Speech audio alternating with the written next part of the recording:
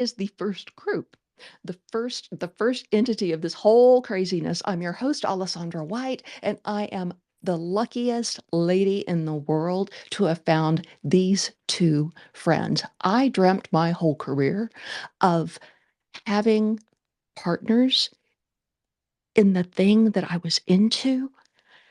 And I thought, am I just too weird? Nobody wants to work with me. I never could find a good fit. Never could.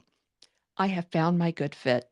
And I would like to introduce to you my co-host, Shadows Pub. Shadows, how are you? And give us your brief history with Hive, so people get an idea of each of our levels of depth of knowledge. So I came on to the Steam chain about a month after they started issuing rewards and have just been exploring and learning ever since. And needless to say, when the big hard fork came, I became Team Hive and would be nothing else but. That cover it? That is so that's the best that you have ever done it. There's something about saying Team Hive that gets me all excited. Like I suck at team sports, but I can get behind Team Hive. Yeah. And my wonderful, warm co-host, Jennifer Nevrate. Jennifer, how are you? And give us just your brief Hive history so that people can place you in the group of your depth of knowledge. I joined Steam back in August of 2017, wrote 4 posts, walked away, and then discovered Hive thanks to a very good friend, Shane Mata, in March of 2021. And I never looked back. So I am also Team Hive, but I like to think of Tuesdays as Hive Day. And so I'm thrilled to be here with all of you. Well, Jennifer and Shadows, thank you for being here and being the foundation, the cornerstones of this thing. The only way that it stands is with you, and to keep my hands away from switching the Twitter accounts. Our special featured stars today is they are from D.Buzz. And if you've not heard of D.Buzz, I when I am writing copy for one of these shows, I may come up with something that never occurred to me before. And today was one of those days. It was start with D.Buzz first, then check your box and let it buzz to Twitter. In other words, you don't have to look for a Twitter alternative. This is the cherry on top. So I want to introduce to you Nathan. And Nathan, pronounce your last name for me so that I don't get it wrong anymore. It's pronounced Sin, so almost like Sin, but it's spelled Senn. So it's Nathan Sin. You should have seen me this afternoon. I was like, is it Gaelic? Is it Irish? So I'm like going through all the pronunciations on YouTube. You should have it was ridiculous. I was like, just ask him when you get there, silly. So And it's actually Swiss. it's Swiss. I love it. Chalets and everything, hot cocoa and big fuzzy boots. I like it. And who is your partner in crime? With do you have somebody with you? Am I right? Yeah, so I have Chris here with me. He's the co-founder of D.Buzz. He's kind of spearheaded the project. He's the one that originally came up with the idea to do a decentralized Twitter and got me interested in the idea. And I work on multiple other projects, and so I've seen the potential there, and I put some backing behind it and recruited some devs into the project to assist Chris with his vision of what D.Buzz would become. And over the last 3 years, it's really evolved into a really robust platform. And yeah, so I'm excited to see where it's come from and where it's at now over the past 3 years. This is so cool, guys. We are going to geek out. I promise this is going to be good. I want to welcome into the mix our Dr. A, Dr. Alexandria Salzman. Dr. A, how are you? And what do you know about D-Buzz? Is it a new word to you? It's not a new word, but I don't know anything about it. So I will just slide myself between the knowledge base of where you are, Dr. A, and where Jennifer is. I know enough to be dangerous, not enough to be good at it, but I think I had a breakthrough today in my workflow. You would think it would make a lot of sense if I would go to a neutral place and write up, because I know you do this, Dr. A. You use your buffer, right? Don't you use buffer Buffer and Hootsuite. and Hootsuite? You would think I would go to um, an agnostic place to write these things. But for some reason, because I've only used Twitter on the phone until like the last month or so, I can only visualize how my copy is going to come to life using the Twitter app on my phone.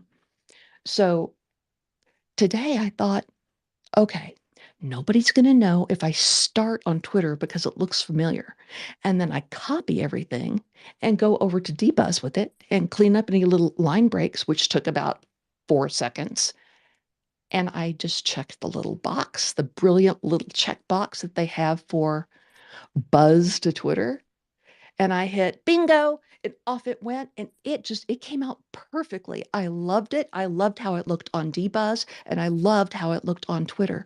But I want to just put it back into the lap of our dear guests, Nathan and Chris, and have them explain to us, if we have never heard the words decentralized and we've never heard of a Twitter alternative, how would you introduce this to us? Because what I want you to know is you may see a very few people in the room with us right now, but everyone who has come in through Facebook or YouTube or Vim or LinkedIn or Twitter by way of their computer, we can't see any of them.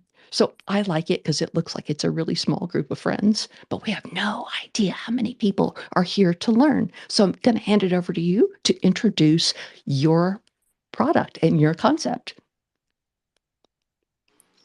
So yes, D.Buzz is a decentralized social media platform. It's primarily focused on short form content, and one of the main things that kind of inspired us to create this platform was what we were seeing with the current centralized models of social media platforms like Twitter and Facebook, where users would spend years of their life um, doing advertising, giving money to these platforms, building giant followings, and creating like an entire identity on these platforms. And then overnight, that identity would be, you know, completely taken away from them, and they would lose all of their connections, they would lose all of the content that they had posted with no way to recover it, no way to go back and regain those contacts to and to me that was a travesty that you could work and put so much effort into a platform, and for some arbitrary reason of violating some unclear policy, or for a political reason, or for whatever reason, these platforms chose to remove people. And I've even seen people on Facebook. I have a friend, PJ Entrepreneur, and his last name is actually Entrepreneur. He legally had his name changed to Entrepreneur, and so when he changed his name on Facebook to Entrepreneur, they disabled his account, and it's been almost 2 years. He's been unable to regain his account because they don't believe, they think that he's using a fake name.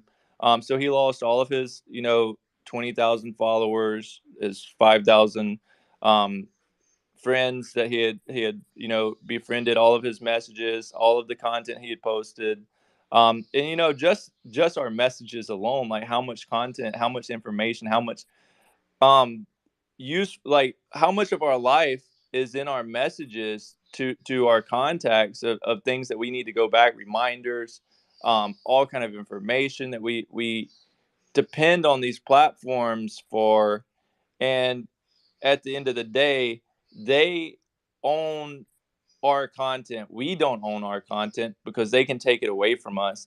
And so what Hive does is it gives that ownership to the individual. You own your content. You own your messages. You own all of that, and it can never be taken away from you. No matter what happens on the D.Buzz side, your content is being stored on the Hive blockchain, and whatever content you post will always live on the Hive blockchain, no matter what, no matter whether D.Buzz cease to exist. All of that information, everything that you've spent that time building, creating, it's always will exist there for you. And part of what we're wanting to do right now is we're preparing to submit a Hive proposal, and we're going to open source the D.Buzz code. And what that will allow is for other people to actually deploy their own instance of D.Buzz. So, like I said, no matter what ever happens to the D.Buzz platform as it is right now on D.Buzz or D.Buzz, you'll be able to spin up your own instance of D.Buzz, and all of the content that you had there will exist in your own on instance of it.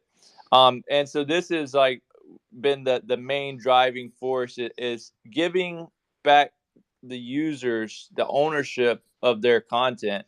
And so I think that's the main selling point of D.Buzz, is that you know you you are 100% in charge of your digital identity, and you own that, and no corporation, no entity can take that away from you. Holy smokes, did I just hear what you said? I like sat here and sat upright. You're saying that that you all are going to put your source code for D.Buzz for so people can just like I'm going to make my own D.Buzz. Wouldn't call it D.Buzz, but you're doing that, and so repeat that to me because it caused me to jolt. Yeah, so we're going to submit a Hive proposal for funding from the Hive DAO. If that is funded, we will open source all of our code for all of the work around Hive, including D.Buzz. We also have a app called Hive.pm, which is a messenger app that works on the Hive blockchain. We will open source that. Yes, we're going to open source all of our code, and then we're going to begin developing a lot of different developer tools that will be open source for other developers to build dApps on the Hive blockchain. So is the messenger up and running? It is up and running. So if you go to hive.pm, you should be able to log in. I know that it's still a work in progress, but it should be functional and it should work. As far as last time I checked it, it was working. But like I said, it's a work in progress. So it's not 100% there. But yeah, I think that right now it should be mostly functional. This is so cool. I understood 30% of that. But that's my role here. Okay. So what I want to know is for a beginner, what is an instance? Is it a use case? What is it? So instance would basically be that you take the entire source code of D.Buzz, and then you would basically deploy your own version of D.Buzz using the source code of D.Buzz. So basically, you could have whatever website you wanted, and then when you go to that website, the D.Buzz source code is ran on that website. So it's basically a clone, a copy. You could basically have your own copy of D.Buzz, and then you could rebrand it. You could create your own community. Maybe you make it a niche or whatever you want to do with it. Because Wait. Oh my God, my mind is like going in shadows. Could this be a solution to our chronic problem on Creative Work Hour of that confounded little Zoom chat box? We want something that lives on so that all of our banter and our charmingness and our bad jokes and whatever stay. They live somewhere. We're going to have a talk, Nathan, That's called because I don't know that's what I'm called talking. Discord. What? I said that's called Discord. It is called Discord. I need a little link right there. But let me ask you this about this instance business. Now, would that work for D.Buzz going on to other blockchains? Or is this not that?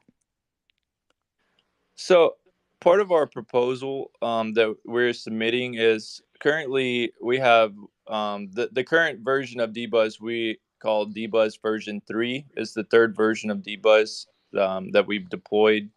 Currently, we've basically finished the development cycle of version 3. I think there's two more updates that we're going to do, and after that, we will no longer update version 3 D.Buzz. And what we're going to do after those two updates are finished, we're going to start working on version 4 of D.Buzz. And what version 4 of D.Buzz will allow is we're going to basically create a lot more interoperability to allow for logging in with lots of different platforms such as Twitter, Google, and then being able to use your MetaMask. So for like Ethereum or using Bitcoin methods to log in. So basically, creating a lot more connections to other platforms, other networks. We've discussed a lot of different. So um, Hive is always going to be the core, but we want to kind of open it up to a broader community. We also want to allow the onboarding to be a little bit more simple so people who are not entirely familiar with Hive can at least get their foot in the door and see, okay, there's a community here. I can create content, I can post content.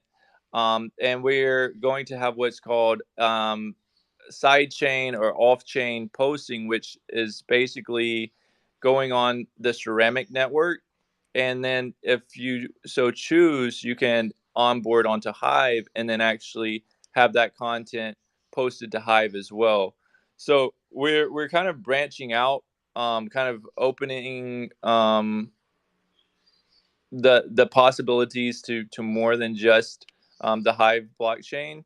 Um, and I think that's going to allow us to expand our reach and kind of further the idea of the decentralization um, aspect and giving people um, more options to use our platform because one of the biggest hurdles that we've had since we launched D.Buzz is the onboarding process because for the average person, I would say creating a Hive account can be somewhat confusing.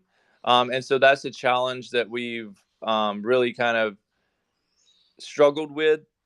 And we've worked on a lot of different solutions. We just created a new onboarding section for D.Buzz to be able to onboard users, which seems to be a little bit more efficient than what it was before. So Um, that's a really good thing. So because we've had so many conversations here where what is the lowest hanging fruit for a beginner to start to put a little something out there in content? Well, we always recommend D.Buzz. So how does this onboarding work?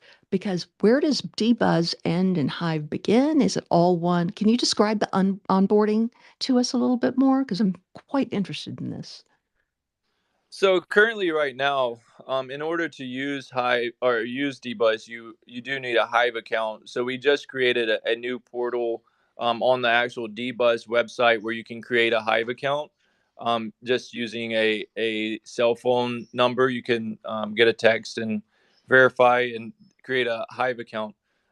In the version 4, we're actually looking at some integrations with SBK Network and basically creating a onboarding where you don't actually need a Hive account anymore.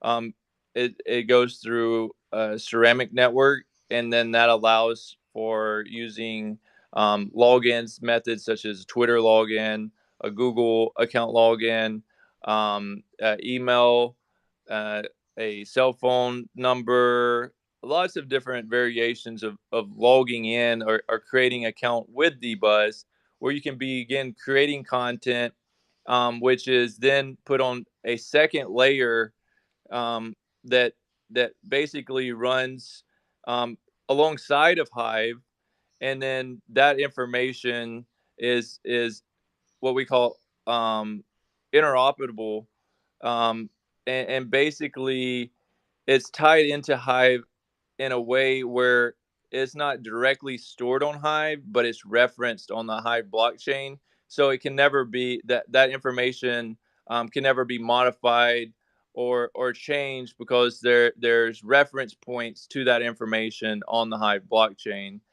using like some cryptography magic. It basically works in a way where you can take an entire page of text and then condense that down to a single 64, character hash, and store that hash on the Hive blockchain. Now, what that actually does is you can't take that hash and convert it back into that text, but that hash represents that text, and you can always run the same algorithm. That text will always be condensed to the same hash. So basically, that creates a reference point.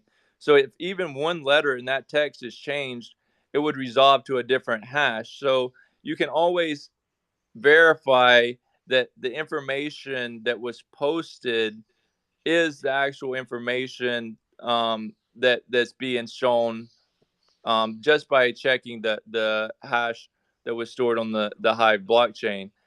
So it basically allows for, the information to basically be written in stone and not be able to be modified or changed without it being, known that the information is not doesn't equal basically the same as what it originally did.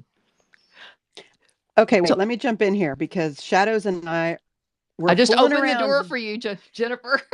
We're fooling around back here on the Hive.pm, and there's a cost associated with sharing what I guess are private messages because there's a lock on it. Is that correct? Right. So those are encrypted messages. And basically, the way it works is you're actually sending a transaction, of either HBD or, Hive, and you can send like the lowest denomination, I think it's like 0.001 Hive. And that creates an encrypted memo. So you send that, no one else can see what those messages are. They will just see like an encrypted hash. Now, whenever the receiver receives it with their memo key, they can decrypt that and see what the actual message reads. So it's encrypted messaging on the Hive blockchain. Okay, so while we're in Hive.pm, it's not encrypted because we're within the native DApp, right? But now when I come back to my wallet on Hive, it is encrypted. And this 0.001, are Shadows and I just swapping that same 0.001 to each other? Yeah, you're basically just sending it back and forth between each other. Okay. Are we tossing a penny? Yeah, Not even Tossing basically. the that. penny. That's the petty. Okay, this stuff is so good. Even the stuff that I understand, it's so good. It's time to go to the lower right-hand corner of your handheld device and please, if you would, it'd be so yummy just to get some more people in here, just as witnesses to what is happening right now, because it's wild, it's fun. I'm sitting here with a whole new list of literally buzzwords, padumchink. And so if we could tweet out this space so that more people can find us and hear about this crazy stuff that we're talking about. And I will hand it back over to you, Jennifer, because you have So a way of, go ahead. I just want to take note that in addition to Greg and Angel having joined us, Starkers from Three Speak has also joined us. Welcome. Oh, Starkers. nice. Hello. Thank you, Shadows. I was so busy writing these words, I don't know what they are. It'll be very interesting to see how they're really spelled once I Google them. Okay, so there's Google, and then there's the idea of replacing Google. So I want to stop with Jennifer and see if there's anything that she wants to come back to and anything that Shadows wants to come back to before we dare move on in the frontier of D.Buzz? So I was looking at the chat here inside of this show, inside of this space, and Chris put something called Join D.Buzz, which is that what Nathan was talking about, this low-hanging fruit. And I clicked through to see what it was like, and it literally said username and phone number or log in. For me, I would log in because I already have all that. But if I didn't, this is definitely low-hanging fruit to get started because I can tell you, and I'm pretty sure everyone here can say, when we joined the blockchain, it's an overwhelming experience going through all of those steps and all of these processes. I'm tempted to create an alt account just to experience onboarding through D.Buzz, and I probably will just to see what that's all about. But I kind of wanted, you mentioned it earlier. I didn't have an understanding of the simplicity, or at least what appears to be the simplicity of it. I'm sure you've had people beta testing this far in advance of you being here tonight. Can you talk a little bit about maybe some of what their feedback has been and maybe what you're experiencing from those early folks doing this beta? I think So I think this, or you want to go ahead and handle that, Chris?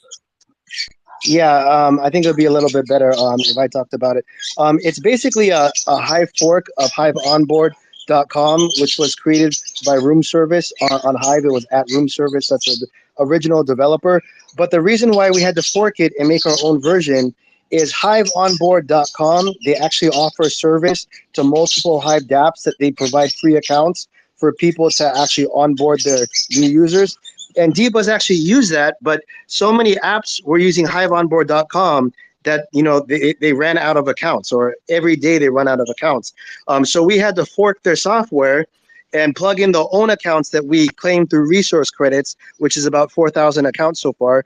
And what we did was our developer, like you said, made it a little bit more simple, maybe a lot more simple. So it's basically the same software, more or less, where you have to have one unique phone number per account that you create. And in addition to that, you can't create more than one account on one single IP address. But in the future, we're also going to allow people to purchase accounts. It's going to be more of a premium model because like if something happens where you're at an internet cafe, then someone else uses that internet, you might have to purchase an account because you're a different person, but you're using the same IP address. But that's the only way that we could balance providing access to everybody without letting one person clean out all of our 4,000 accounts in one day or 1 week or 2 weeks or something like that. That's smart, and it makes complete sense. And to buy an account for anybody in this room is, as far as I recall, and please correct me if I'm wrong, people who are vastly more experienced than me, is 3 Hive. Is that correct? That's the figure I've last seen. I think it actually depends on the service. If you go to hive.io, there's a place where you could choose to join Hive or sign up. And then there's multiple platforms that offer different onboarding services.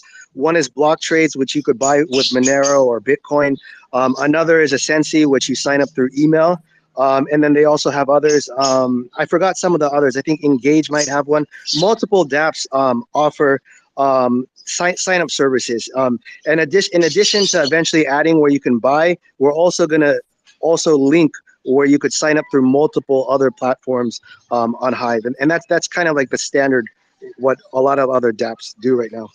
And that makes sense. Yeah, you'd have to set, because obviously the price of Hive fluctuates, and so maybe the cost of setting up an account is the same, but then the price of the token shifts and changes as they are wont to do. And so what used to be acceptable all of a sudden isn't enough, and or maybe it's too much, and so it could be less depending on the value. So I can see why there's a variety of ways and a variety of price points. Yeah, and it helps to have a free market because then there's competition rather than having a standard price that the price might not actually reflect what the account is worth. Wow, that's amazing. Okay, so you guys have been, you were on a show, you've been on a few shows today, and you were on Hive Chat, And Nathan mentioned earlier one of the vision or the focuses that you all have has to do with this DHF proposal and what's going to happen from the DHF proposal, which once we see your written proposal, we'll be able to go into the fine details of what that is. Talk a little bit more about that, because if you're going to be going this route, there's goals that you all have in mind. Now, you don't have to give us the keys to the kingdom, but just give us that broader scope of what you think. And Nathan, you probably touched on those, but I feel like now that I have this additional information, I kind of want to know more.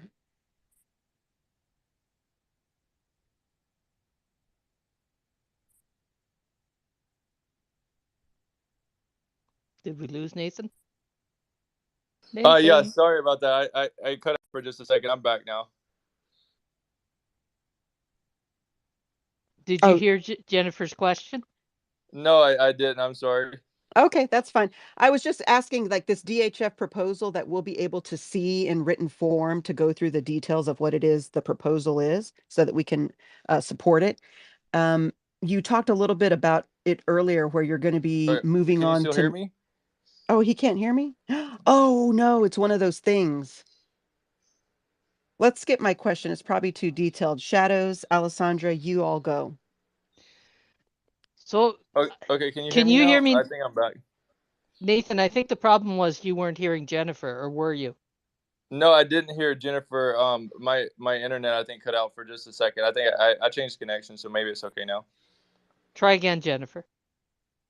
Okay, how about now, Nathan? Nope. It's one of those Maybe for things, some y'all. reason I'm not being able to hear Jennifer anymore. I'm not sure what's going on. No, it's a Twitter thing. Yeah, it happens on occasion. It's just like you'll see me disappear at some point during this show because Twitter hates me and just pulls the rug. I'm wondering though, Shadows, if do you feel a Maybe Chris vibration can or come down something? and I can listen to his audio. Maybe someone else can ask the question. Chris, could you hear Jennifer? All right, Chris is coming downstairs. He's gonna come tell me. Okay.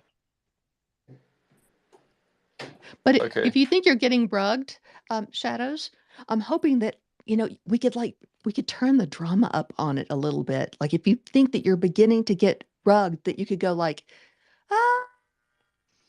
Well, you're the one that would be able to tell me if I'm going to get rugged. Oh, because I'm the first one to hear. Yeah. A disturbance in the universe. It's one of two things. You're either going to hear me heading into the Matrix, or Twitter's just going to rug me. And it can happen in a heartbeat.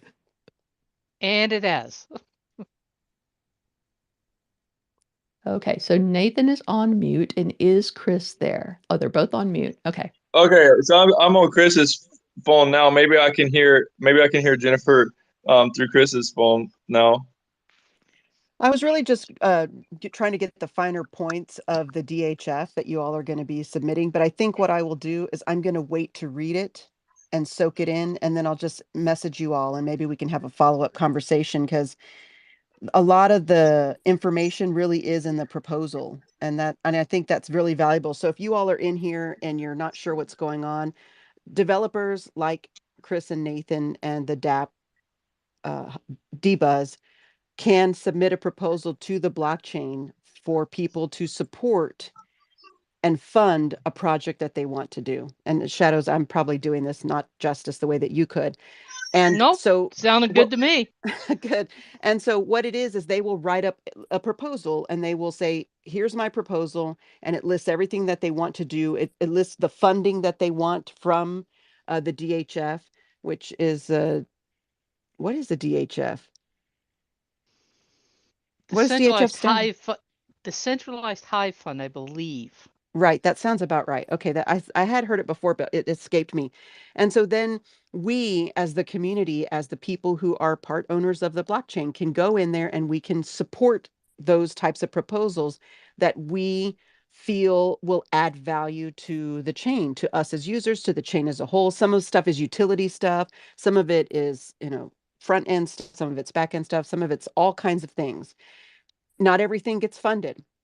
So you really want to let everybody know what you're trying to accomplish to get more folks to want to support what you're doing. We as the community need to support our developers because they're the ones who are building the things that we are using. So if you're hearing this and if you're happen to be on Hive and you're like, I kind of like what Chris and Nathan are talking about, I want to go read that proposal and I want to go support them, then take action. It's something that you can do. And they're not the only proposal out there. There's a lot of other proposals out there. You want to, just like in the way that you want to curate good content, you also want to curate good proposals. You want to support proposals that make sense to you and then don't support the ones that don't. We think what maybe, or I do, I think what Chris and Nathan and the folks at D.Buzz are doing is important. But then again, I'm a Twitter fangirl and I love microblogging. And D.Buzz was one of the first places I went to when I really embraced Hive. So for me, I kind of like what they're doing. I'd like for them to continue doing it. And that's kind of how that works within the blockchain. We don't have venture capital money that's going to pop in and go, here's, several $1 million. And by the way, we own everything. It's us as the community who are going to support them and encourage them to develop the things that they've said. And we're all part owners of those things in some form or fashion just by being part of the chain. So another aspect of that, Jennifer, is that if they get the DHF approved and they get funded, they're going to go open source on their like D.Buzz, which means that like we have multiple front ends for blogging, we will be able to have multiple front ends for Twitter-like dApps, which also means that depending on the creativity and foresight of the people that are doing the open source, we could have multiple versions even better than what Twitter can do. And guess what? There's no Elon Musk that's going to say, oh, you have to get a blue check mark just so that we'll acknowledge you or whatever other game we want to play, because now you're on the blockchain and nobody can take your content from you. So I think what they're doing is fantastic. We have someone in the room who works for an app development studio in San Francisco. But so what I'm hearing in what you're saying, Nathan and Chris, it sounds like you are your own in-house dApp development studio because you're doing more than D.Buzz while you're continuing to further develop D.Buzz. Do I understand correctly? Yes, that's correct. I work on multiple different projects. D.Buzz is just one of many projects that I've worked on over the past 7 years that I've been full time in the development space. And so we have a team of around 15 developers that work for us full time. And of those, we have a small team that's dedicated to working on D.Buzz.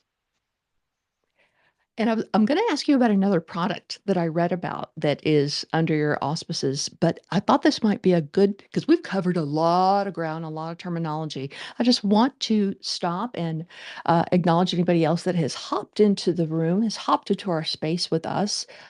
Invite you to tweet the space out and see if there are questions that we could ask of the guys while they're here. Our stars. Yeah, this is a great time to get your questions answered. I don't know, we kind of went off on a deep end a little bit, but even just the basic things of how maybe you have a wish list for D.Buzz that they can start developing in the version 4 that is forthcoming. Oh, See what I did oh, there? I have Forth. one. Oh my God. Okay, but they may have tossed this around with the watered up pieces of paper and the rubbish bins, but would you ever consider social audio as part of D.Buzz? Or is that like a hell no? I didn't quite catch that. Can you repeat? Yeah, so we're right here on Twitter Spaces, right? And the only thing that holds up some of us um, is that there's not a Twitter Spaces social audio on D.Buzz quite yet. Now, is that something you would ever be interested in, or is that such a different breed of cat that not so much?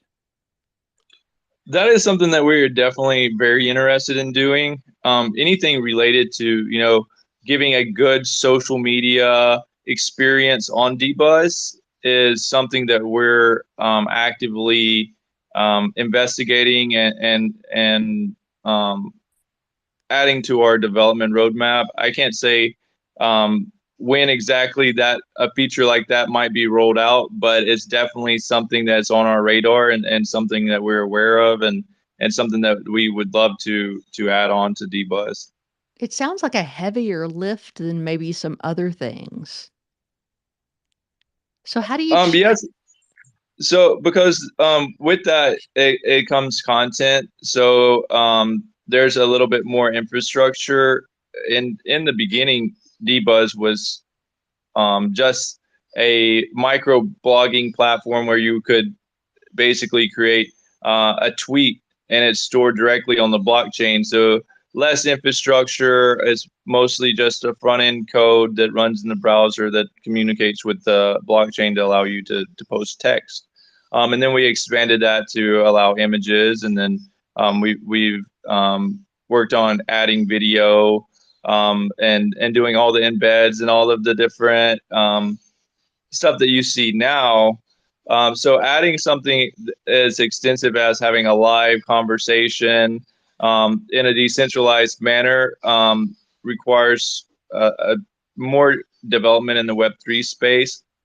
And that's something that our team is very interested in developing. And we have Starkers here through with 3Speak, and they're working on very interesting technology, and our teams are starting to collaborate together to work on the SPK network for being able to do decentralized storage. They have a video encoder for the 3Speak, which is a decentralized video platform similar to YouTube. And so I think over the coming year, we'll start to see more and more technologies developed around being able to do things like being able to host live events, we have through Vim TV being able to do live video streaming. So yeah, so we're gonna definitely investigate and work on these technologies more in the coming year. Well, it sounds like you had 3 events today. This is the third of 3, or are you also going on like late night talk show tonight? I think that this is the last interview or podcast that I have going today, but maybe in about I want to say about 4 hours is my office hours that all my team come in, and we'll begin our daily development cycle, because I'm actually in the Philippines.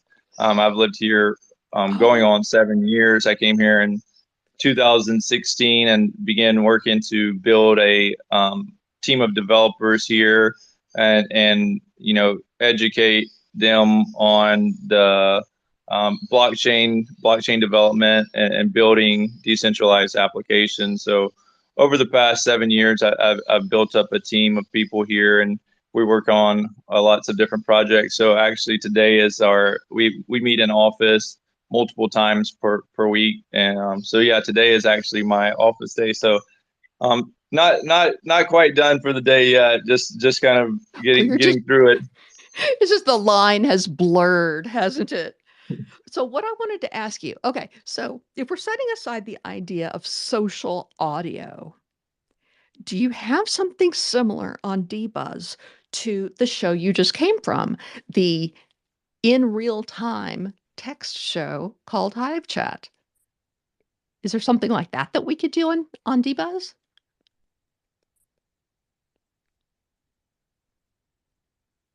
I think we have to So create it. yeah, I think that's something that has to be created. Chris said that it's something that's been experimented with, but it hasn't fully been implemented or um, been consistent. So yeah, I think that something like that would be great on D.Buzz. So let me ask you this, okay, because this is where all conversations end up converging here, right into the corner of AI. So we can kind of tell on Twitter when there's content that's being created by AI and posted. Do you see much of that on D-Buzz? Or are folks playing, experimenting with AI and D-Buzz? Um, I think that we're gonna start seeing a lot of AI generated art, and I'm all for it, to some extent. I know that there's questions around, um, you know, the traditional artist and having AI generated art, but I think that technology is evolving in a way in that we have to learn to adapt, and be able to utilize it in the best way possible. I think also, like, we're going to start seeing a lot of AI generated articles being written. I've seen that with the chat GPT that's been released, that is able to generate what seems like organic content quite quickly. So I think that is going to, yeah, definitely. I mean, we'll have to see, how it affects things in the future, but I think that definitely it's going to be something that we're going to, somewhat battle with. In the coming future. I can't say that we've seen a huge amount of AI generated written content being posted to D.Buzz as of yet. I know that there's definitely AI generated art being posted, but other than that, I can't really say that I've seen the content side. Yeah.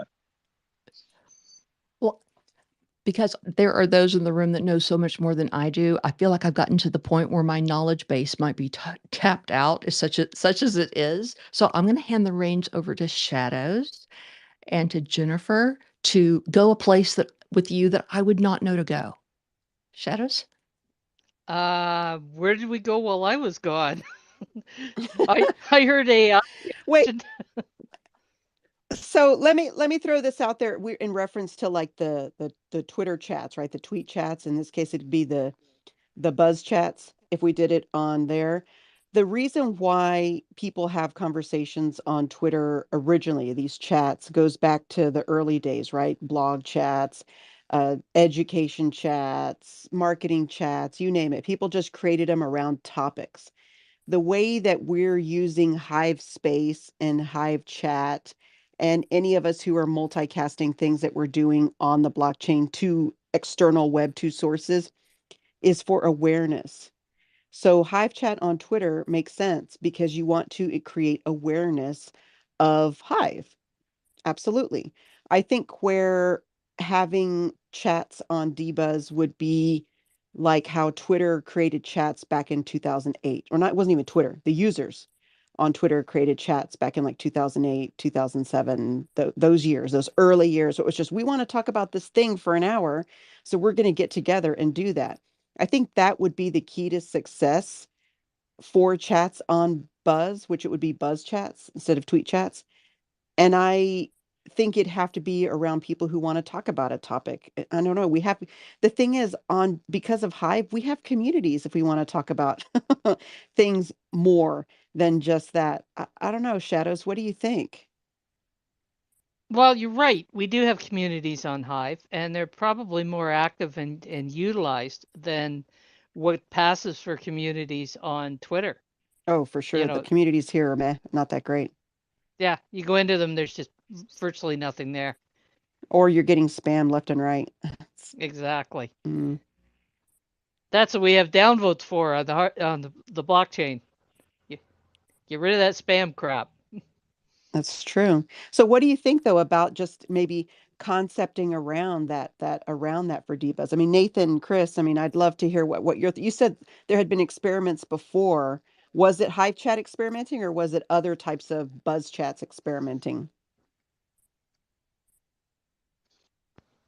What might be interesting to experiment is to try doing kind of a thread and uh, also retweeting them over to Twitter. So you're running a parallel chat. People on Hive join in, and people on Twitter could take part. Wait, do it again. I'm Oh, lost. Say it again, Shadows. I want to know. genius. I just suggested that we make use of the you know send to Twitter, so you could put a buzz up and send it to Twitter. there's the start of the chat. People on Twitter can pick it up and chat. People on D.Buzz can pick it up and chat. Now they wouldn't overlap a whole lot because a lot of the replies would probably forget to send it over to Twitter, and the people on Twitter are not sending it to D.Buzz, but they would at least get the idea. So, what is that question that you and I talked about, Shadows, today? And it had to do with retweeting or re-buzzing to Twitter. Rebuzzing. I Is that went a into thing? I went into Alexander's buzz and I thought, oh, I'll just rebuzz this and send it to my account so that it gets a little more exposure. And there was no rebuzz that I could find. You know, like you can do a reblog. Or retweet? And yeah. So what do you Yeah, think, guys? why don't we have rebuzz? So that's actually something that we're actually planning for version 4.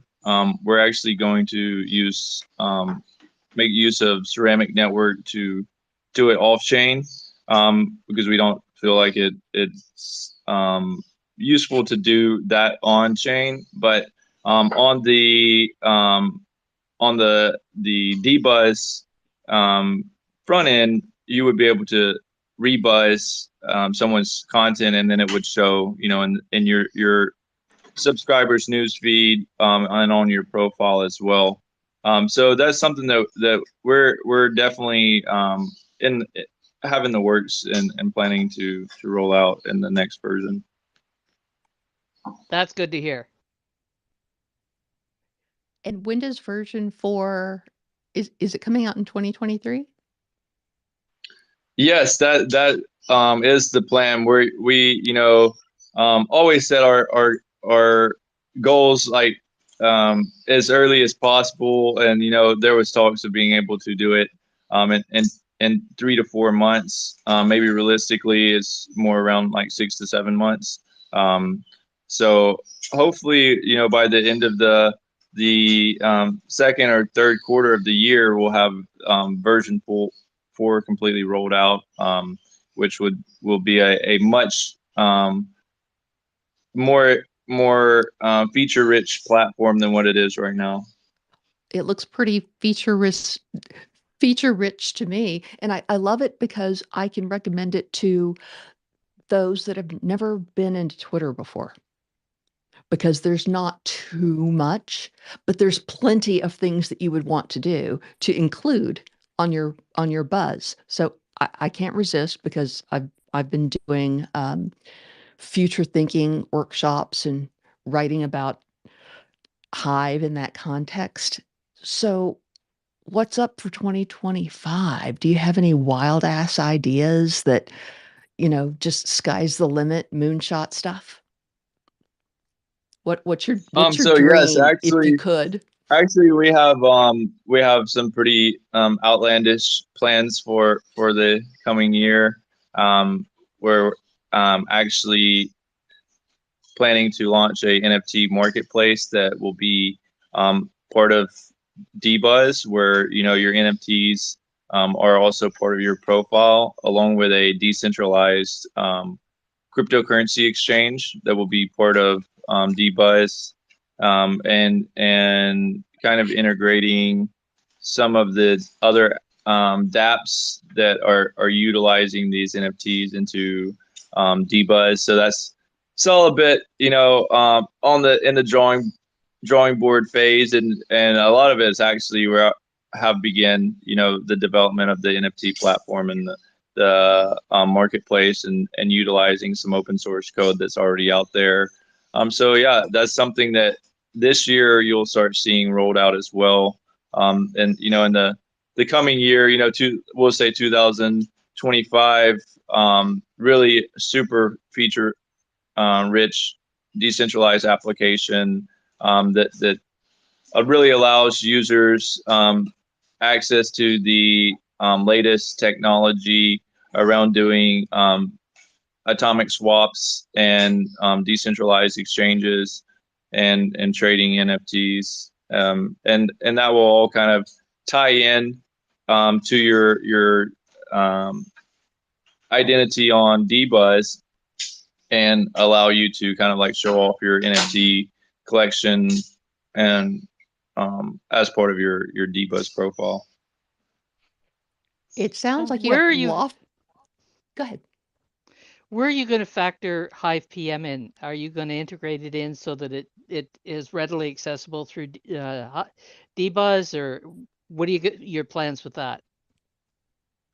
Yeah, so our plan is actually to eventually have it kind of embedded into D.Buzz, and then we're also looking at off-chain options as well, making use of IPFS for being able to send encrypted images, and being able to send voice memos. That's all encrypted, and make use of a lot of different technologies. So it's not 100% reliant on Hive. It also can make use of different Web3 options, and it kind of is up to the user how they want to utilize it. So yeah. So what if somebody wanted to do a group DM? Would that be possible, or is that further development? So right now, we don't have that option. Like I said, it's very rough product, very basic. Just basic, being able to send back and forth, user to user encrypted memos. We don't have a lot of features there.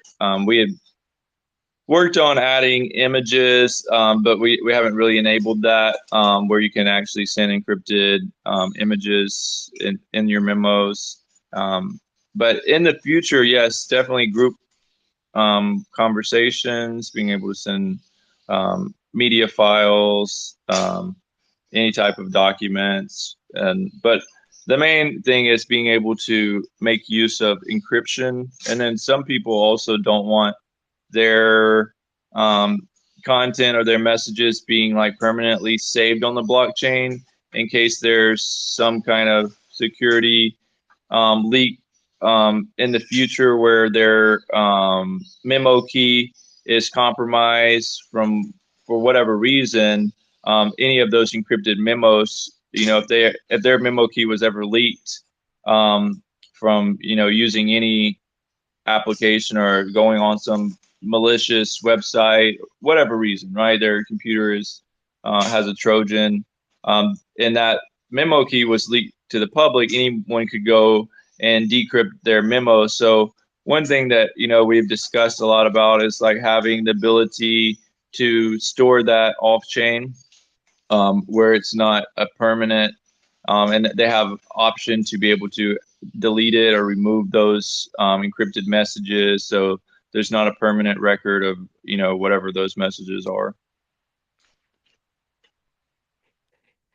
It seems as though there is some flexibility that by design, it seems a little bit like, let's just say I enjoyed the thing about RVs, those recreational vehicles where you can take them out camping, and they have small versions of everything. They have a small kitchen sink, they have a small this, they have a small that, so that you can be on the go. It seems to me like D.Buzz and the different projects that you're doing, the different things that you have in dev, it's like its own little ecosystem. Like you have handy tools too. Like I read about your URL shortener. Okay, now 20 years ago, we were all like, oh my God, please just we'll pay you anything. Just give us a URL shortener because we didn't have that tool. And now there are lots of them and they're by subscription or you pay a lifetime fee. So what what possessed you to come up with the URL shortener? So a lot of the projects that we have, like the URL shortener, the PM.hive, the encrypted messaging. These are projects that we give to developers almost to educate, to test, to, almost hackathon style projects, to Hackathons? create. you know, projects that we see, there's a need for this. We need you to come up to speed on this, how this works. So here's an idea. Let's go work on it for a couple weeks and see, you know, where it goes. And that's kind of like where the Hive PM was, you know, a short-term project that was developed over a short period of time, just to kind of refine skills of developers. And part of version 4 and the style that we're going for moving forward is, you know, how you said, like, each one of our projects is like its own little ecosystem, almost like we have it separated out. It's not all like D.Buzz, you know, it's Hive PM, the link shortener, D.Buzz. Going forward, we're going to basically split up every single feature on the D.Buzz website into its own package. And this is kind of like the contribution that we want to make to Hive, is that, you know, the onboarding page, that's a feature, that's its own package. You can clone that, you can use that. Maybe the login section, that's its own feature, that's its own section. You can clone that, you can use that with your project. Maybe, you know, the posting section is its own like separate, modularize the entire website to where when you go to it, you see it as D.Buzz, but in reality, it's many different parts that are all running separately, but communicating together, and but allowing creating all these different coding packages that developers can go and kind of pick out which pieces they need to build what they want to build. So almost like, think of it like Lego blocks, like we're creating, instead of just like creating the figure, we're creating all the Lego blocks that make that figure, and then we're open sourcing all of those blocks so anybody can take those blocks and build what they want in the Web3 world. It sounds like such a creative team. Well, I appreciate that, and you know, I like to think that, you know, we've really kind of refined our team and our skills over the past few years to really bring about, you know, the creation of a very robust team of developers here, and super proud of everybody that's worked on this project. Super proud of Chris for, you know, holding everybody's feet to the fire and making sure stuff gets done. And you know, if it wasn't for him, I probably wouldn't be on this call. He's the one that organizes all of this stuff. A lot of times I'm a little less active online because I like to sit in front of, you know, code and write code and communicate with developers and see things built. But like maybe I have like less of a presence online. So Chris has really you know, helped kind of bridge the gap and help set up interviews and help me get the word out about the work that our team is doing. It's It's really okay, it's Nathan. really fun work. I understand the concept of shadows. It's okay. I know where you are. So do we have any questions before we let these guys go? Because their time zone is well, it's running along. It's already crossed into the you're already on your Wednesday, aren't you? Brent has a question. Hey, Brand. I know Jennifer will will will already know what kind of question I'm gonna ask, but I'm gonna still ask it. Uh, w- uh do you think about accessibility when you're creating when you're developing your D.Buzz? I love that question so much, Brent, because I have been asking for the same thing. I think when we have a GIF, we should be able to add in the alt text. I think when we have a photo, we should be able to add in the alt text. I think accessibility is something that Web3 and not just D.Buzz in general, Web3 really needs to embrace. So I love that you asked that question. Yeah, so I think that that's a great question, and definitely something that, you know, I want my team going forward to really look into. Like, and one of the design, like whenever this project began, when Chris brought it to me, and I told him, I'm all for it. I don't want to be like super involved in the beginning, but part of like the advice that I give, and like in the meetings that I attended, and when D.Buzz first took off, was telling him like there's proven models out here. um, there's been billions and billions of dollars put into research, refining methods, refining the spacing between text, the spacing between icons, the way things should be. There's been billions of dollars put into this, how accessibility should be done.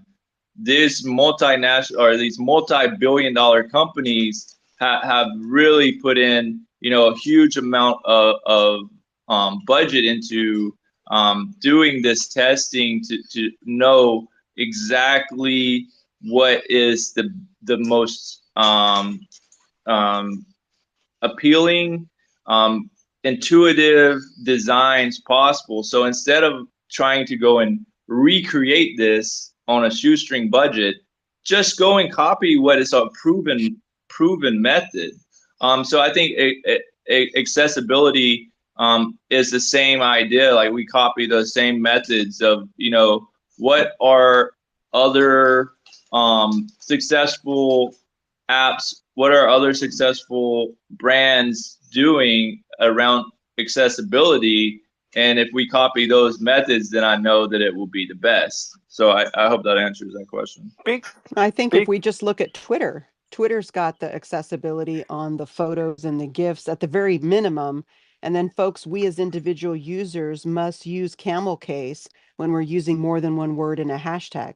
So I think that's a good start. What do you think, Brent? yes, that is a good start. But it's also not a one size fits all approach, and it's not just a checklist like saying that you're accessibility compliant. But if you're if you say that you're compliant, make sure that your platform is compliant instead of just checking boxes and saying that you're compliant when it's not.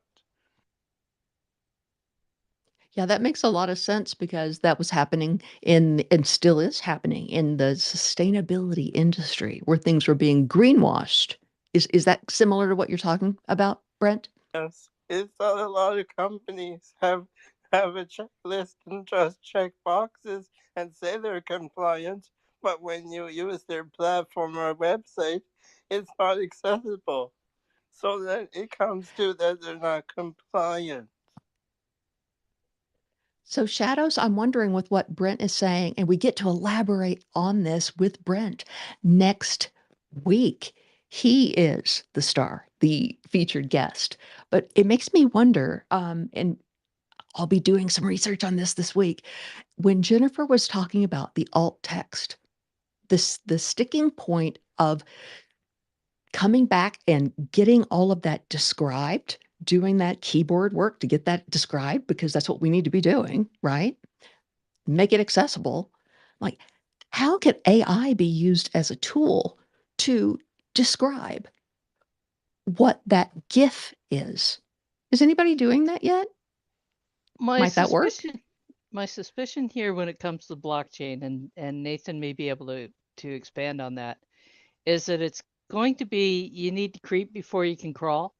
My understanding was that when the Hive, when the Steam blockchain was released and it carried over to Hive, it was a limited set of HTML that was released with it and a limited set of CSS. A lot of that was to avoid the possibilities of hacking. So I wouldn't be surprised if the alt tag itself is not actually accessible through the blockchain, and that might be something that has to be done at the development level. Nathan, do you have any enlightenment on that?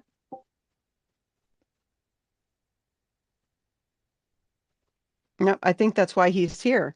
Well, and I think we can talk about that next week. And I think these are good questions to ask because as we talk about encouraging more people to look at Web3, to look at the blockchain as a potential destination for their content, and then of course specifically we here talk about Hive because we're Hive fans. The fact is, we want more people to know about this, but in order for more people to know about it, it needs to be all people should know about it and all people should be able to use it. And I think you're right, Shadows. In the beginning, it starts off with a simple framework because you got to crawl before you can walk, before you can run. But potentially, maybe that's a DHF that we need to find somebody to develop and build and to fund and something like that. And these are the discussions that we can start having beginning next week. But here's another thing: if if a podcast doesn't have a transcript, then a podcast is not accessible either. This is true. This is true. Everything, all And of it. the in Ariel, I'm making a note of of some of these things that we just talked about here at the end so that we bring them back next week for Brent Manuel's. I got stuck. So I think guest appearance on Hive Space. Thank you. Oh, thank you. So I know that these guys they've been up in the middle of the night talking to us over here in the West about D.Buzz and all the different dev projects that they have going on over there. It has been such an honor and a pleasure to have you, Nathan and Chris, as co-founders of D.Buzz. And I want to get better and faster at using your tool because it's fun and it's beautiful. And there's the layout I already recognize. So I really want to congratulate you on this great work that you're doing. And that, of course, if you got hackathons going on, you've got mad, crazy creatives going on over there on the D.Buzz team. So thank you so much for being here. Is there anything else we wanted to do? Starkers, thank you for coming. Bez hopped in. Yeah. Angel was here. Thank you, Angel. Greg has come, and he's also come with the do random acts of kindness. We have sweet people that are here. Dr. A, thank you for dropping things into our nest and into our chat. Is there anything else that we need to do before we look forward to seeing Brent next week here on Hive Space? What do you think, Shadows? Well, I will mention to the guys that if they do put a DHF together, to make sure that we're aware of it so that we can help them promote them and support them in it. And I guess we could say bye, Wilma. And bye, Bye, Wilma. Wilma. Thank you, Bye, thank you for y'all. having us on, and I appreciate y'all the support and the all the great things that y'all said. Really encouraging to our team here. So yeah, I look forward to the show next week and how we can work on improving our platform in the future. And I look forward to whenever we launch our Hive proposal, I will definitely send it out and let y'all know. And look forward to having your support on that. Absolutely. We're ready. Give us the link already. Okay, we'll do. Thank you. Coming soon. Jennifer's very excited about this. and I'll have her explain it to me. So that's our show, folks. And I tell you what, we really appreciate you. Even if we can't see you on our Twitter app screen, we know that you're there. We appreciate you listening from Facebook, from YouTube, from Vim. We did that, from LinkedIn, and all the places, all the places, all the places. Thank you so much for being here. It really matters. You could have done something really interesting with your time, but you spent it with us to learn stuff and to geek out. And this is what we call entertainment. So thanks for And being with us. let's not forget that we appreciate the people who take the time to listen to the recording after because we know they do. We know that they do. Yeah, so good night, everybody.